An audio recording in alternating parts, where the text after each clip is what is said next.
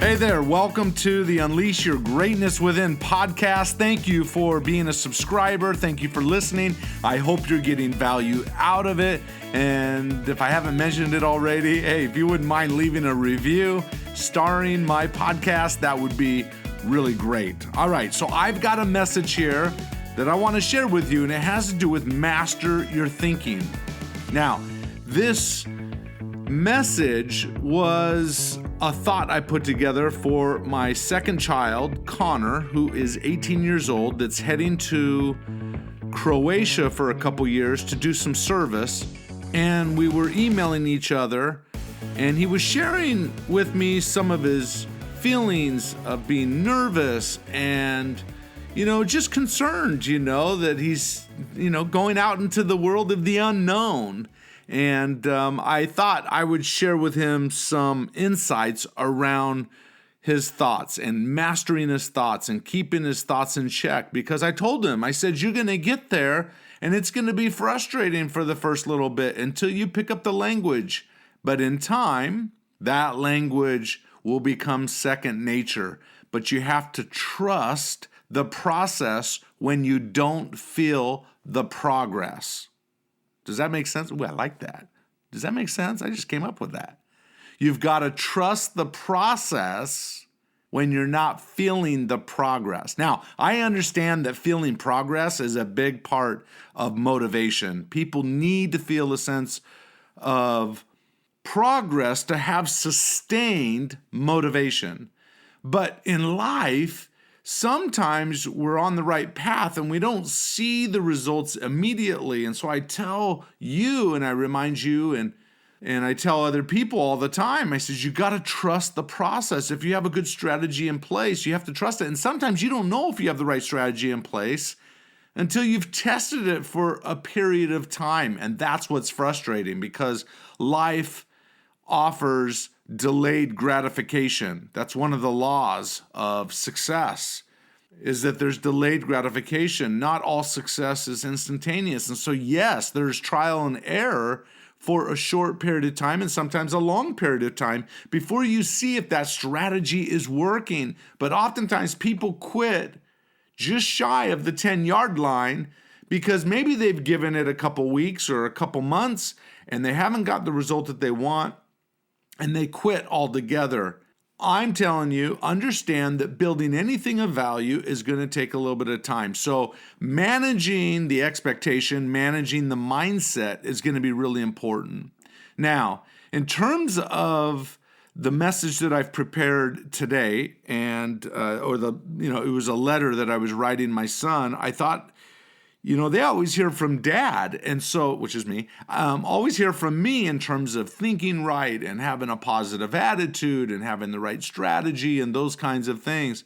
But I thought I would go back to some of those classic books I read when I was studying personal development and writing If You Think You Can back in the day.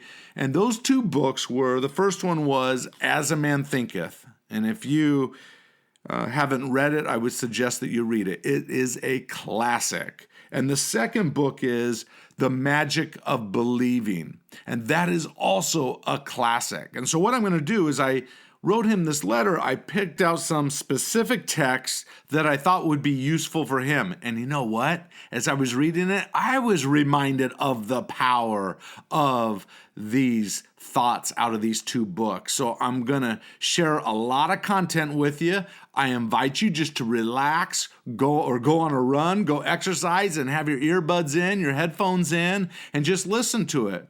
I don't know that it's anything you really need to write down, but this is a good reminder for your soul. So let me read some stuff first from the book As a Man Thinketh by James Allen.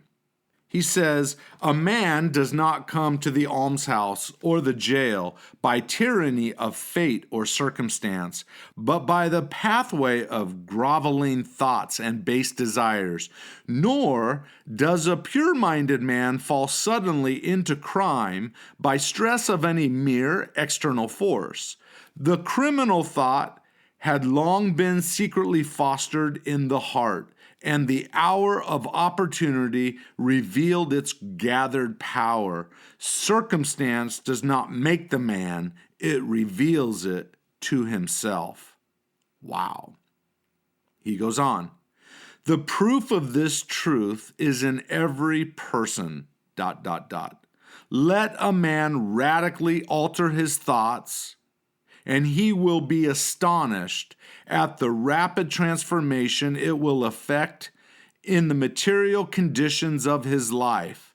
Men, or I'm adding here women, imagine that thought can be kept a secret, but it cannot.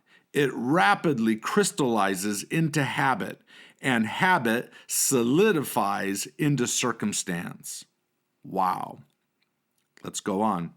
Thoughts of fear have been known to kill a man as speedily as a bullet, and they are continually killing thousands of people just as surely, though less rapidly. The people who live in fear of disease are the people who get it. Anxiety quickly demoralizes the body and lays it open to the entrance of disease, while impure thoughts, even if not physically indulged, will soon shatter the nervous system. I mean, that is just amazing. The book, As a Man Thinketh, is almost 100 years old. All right, let's continue. When a man makes his thoughts pure, he no longer desires impure food. Clean thoughts make clean habits. And I love this one.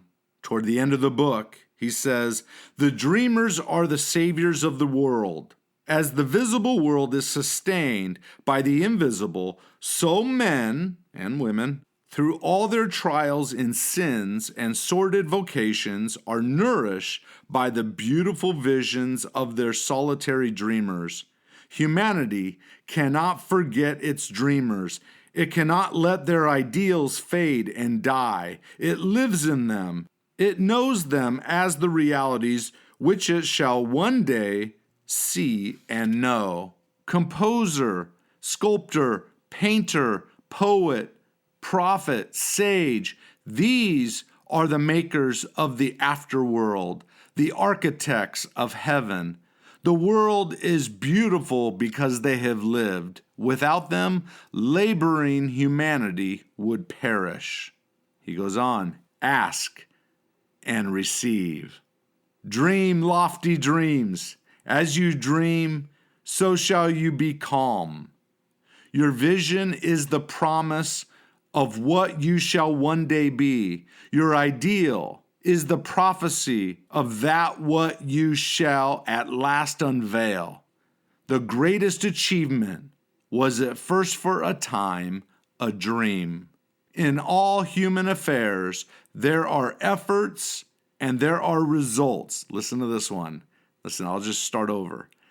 In all human affairs, there are efforts and there are results. And the strength of the effort is the measure of the result.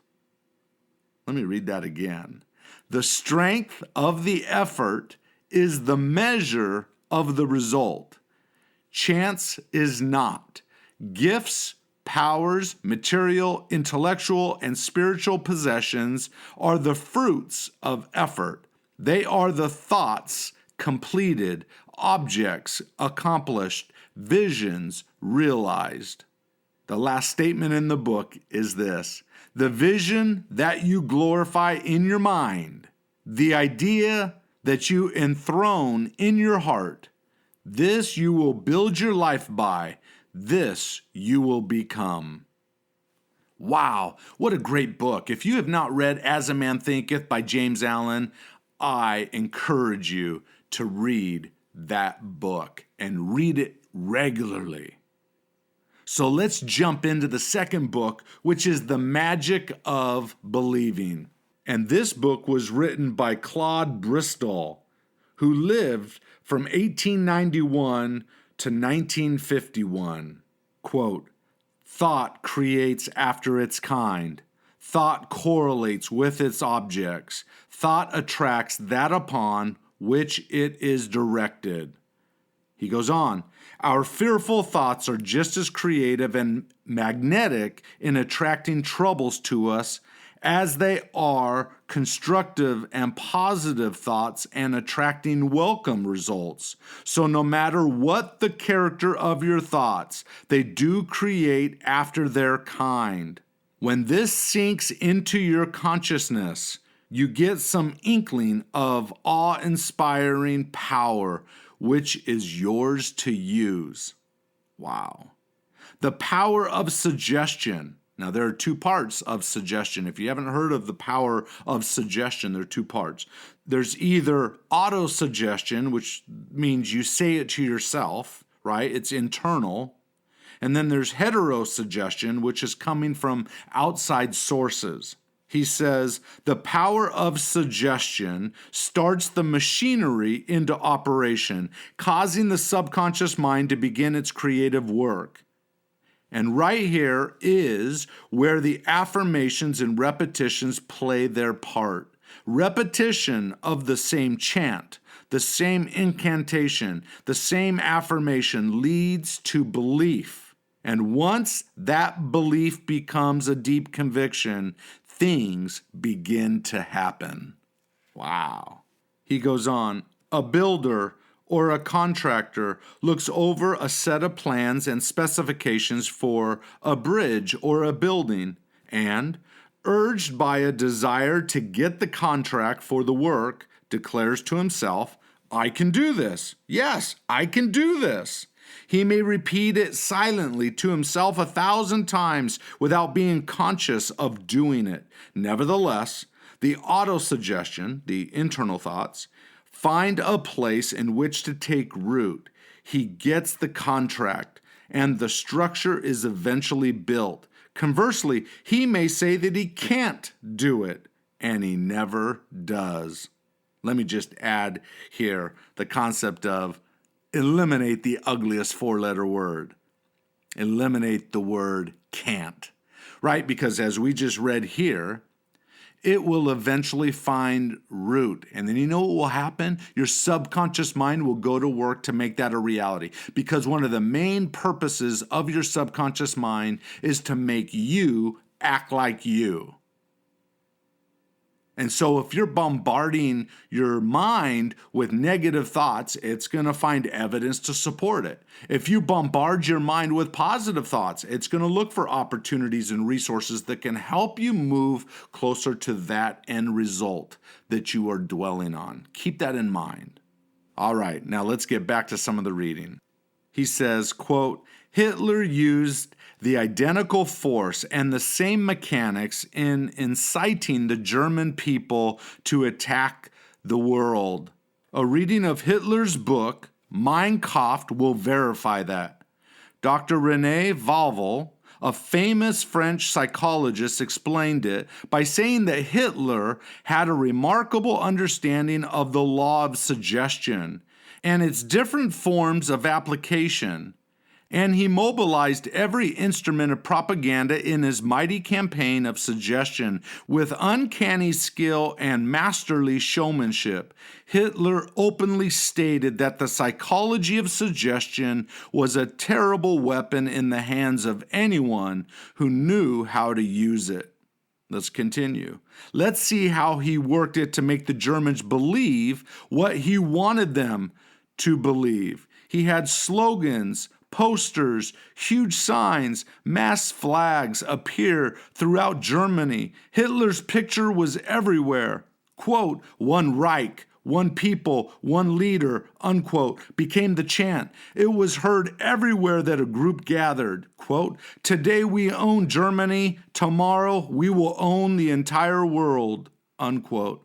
The marching song of the Germans' youth came from thousands of throats daily. Such slogans as, quote, Germany has waited long enough, or stand up, you are the aristocrats of the Third Reich, or Germany is behind Hitler to a man, and hundreds of others bombarded them 24 hours a day from billboards, sides of buildings, the radio, and the press.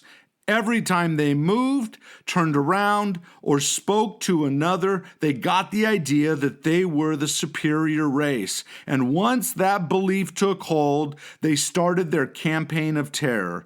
Under the hypnotic influence of this belief, strengthened by repeated suggestion, they started out to prove it. Unfortunately for them, other nations also had strong beliefs and eventually became the means of bringing defeat to the Germans.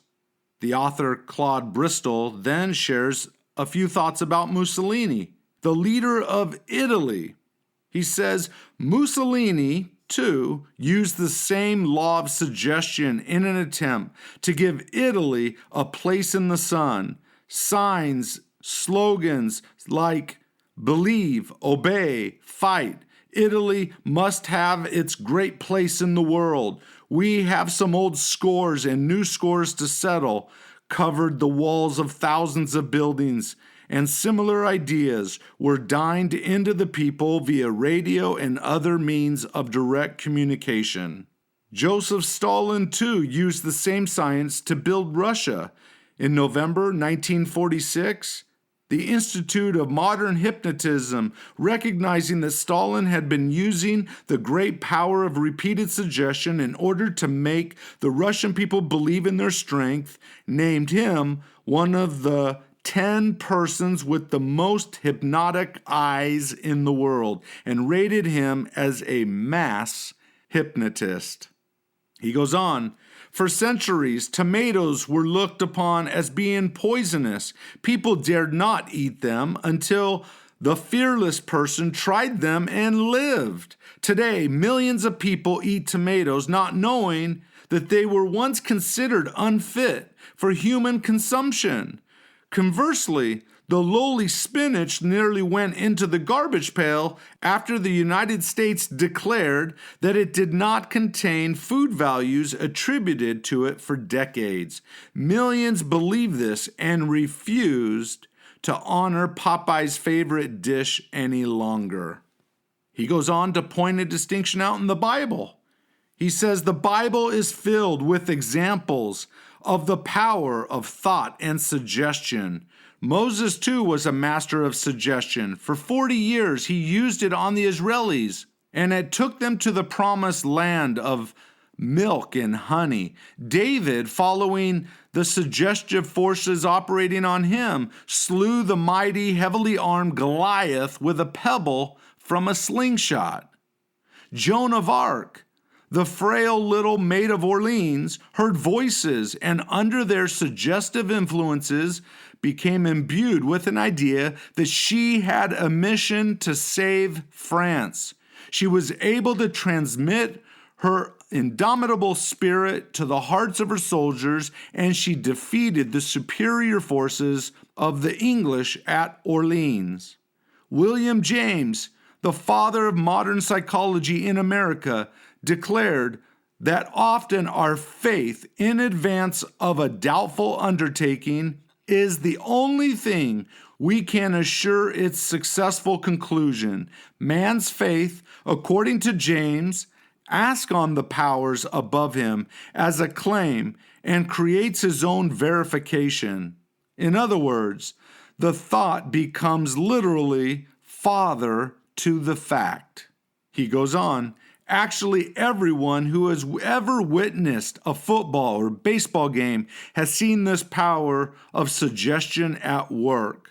If you follow sports, you've seen this to be true. And we can even see it with fans. Sometimes, the fans will start to chant something like, we believe, or something else. And all of a sudden, it will change the outcome of the game. In the Depression years, we saw the same suggestion for us working overtime. Day after day, we heard expressions such as, times are hard, business is poor, the banks are failing, prosperity hasn't a chance, and wild stories about business failures on every hand until they became the national chant. Millions believed that prosperous days would never return. Hundreds, yet thousands of strong-willed men go down under the constant hammering, the continuous tap-tapping of the same fearful thoughts. Money, always sensitive, runs to cover when bare suggestion begin to circulate, and business failures and unemployment quickly follow. We hear thousands of stories that bank failures and huge concerns going to the wall, etc., and people readily believe them and act accordingly. Human beings are human beings all over the world, all subject to the same emotions, the same influences, the same vibrations.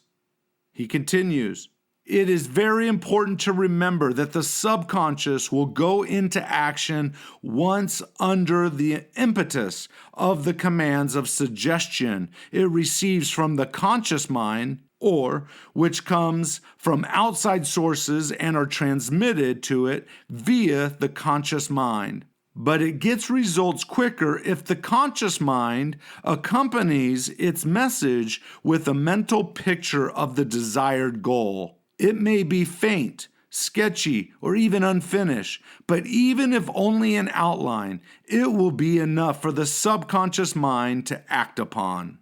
A cracked or broken mirror isn't going to bring you bad luck unless you believe in it. But as long as the belief is fertilized, nurtured, made part of the inner self, believe it or not, it is going to bring you bad luck, because the subconscious mind always brings to reality what it is led to believe.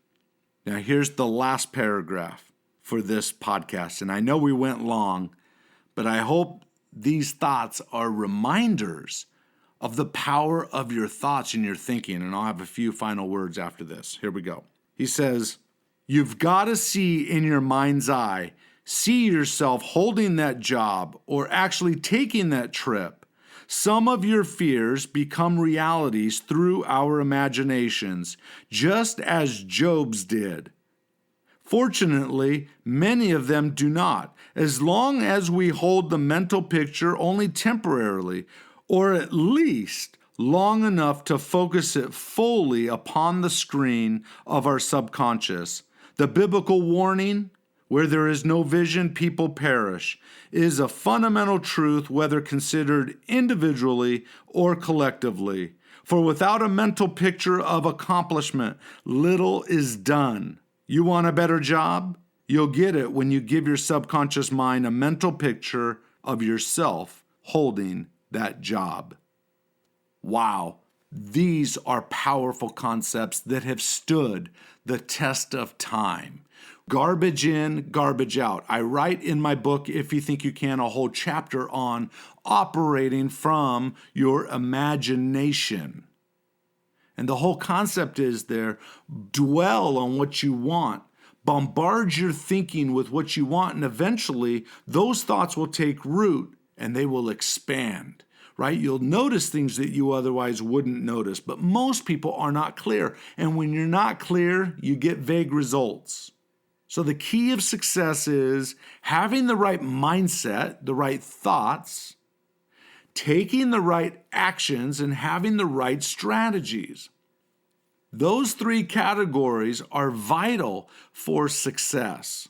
Operate from your imagination. In fact, I love this. The greatest nation is the imagination. See the picture in your mind's eye. I remember several years ago after 9/11 when the United States went over to Afghanistan and Iraq, one of the first things they did was they dropped leaflets out of the C-17s. I mean, thousands and millions of leaflets that just kind of flooded the streets. Now, why do you think the government did that? Because it was the drip, drip, drip approach.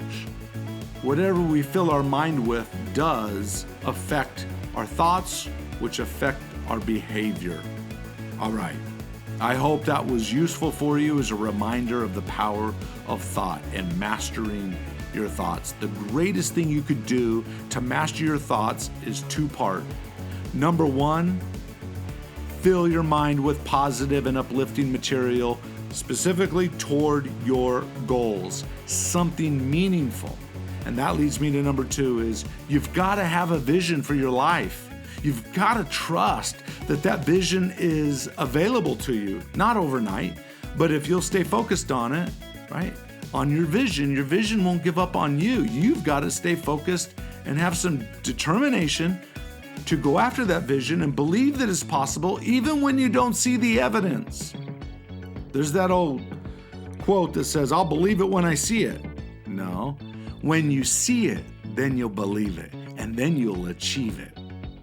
All right, I hope you found this to be useful and a good reminder. Share it with your friends, just to give them a little reminder of what they need and what you need to get that competitive edge. All right, I wish you the best, and may you achieve all your goals and your dreams. May you unleash your greatness within. Thanks for listening. Podcast listeners, thanks for listening. You've taken time out of your schedule, and I really appreciate it. Now do me a favor. If you like what you heard, star it. Thanks. Now go unleash your greatness within. GreatnessWithin.com